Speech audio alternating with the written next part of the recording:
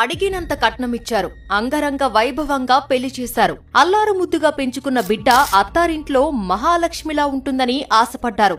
కానీ ఆ ఆశలు 3 నెలలు కూడా మురువకముందే అడియాసలయ్యాయి. శ్రీకాకుళం జిల్లా గారమండలం సింహపేటకు చెందిన తేజశ్రీని విశాఖ నేవీ డాక్యార్డ్ లో ఉద్యోగమని నమ్మించి సోమేష్ అనే వ్యక్తి వివాహం చేసుకున్నాడు. 20 లక్షల కట్నం, 20 తులాల బంగారం తీసుకున్న సోమేష్ అత్యాశ చల్లారలేదు. పెళ్లై వారం తిరగకుండానే బైక్ కోసం, ఆపై 10 సెంట్ల భూమి కోసం తేజశ్రీని వేధించడం మొదలుపెట్టాడు. తీరా చూస్తే అతను చెప్పిన ఉద్యోగం అబద్ధమని, ఇతర యువతులతో సంబంధాలు ఉన్నాయని నిలదీసినందుకు కక్షగట్టి వేధింపులు తీవ్రం చేశాడు.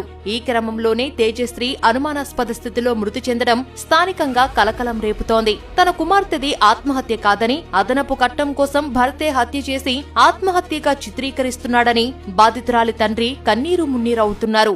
ఇలాంటి మరిన్ని నేర వార్తల కోసం మా ఇన్స్టాగ్రామ్ పేజ్ను లైక్ చేసి ఫాలో చేయండి. పూర్తి కథనాల కోసం మా బయోలో ఉన్న యూట్యూబ్ ప్లేలిస్ట్ను వీక్షించండి. ప్లీజ్ ఫాలో us ETV_నేరాలు గోరాలు.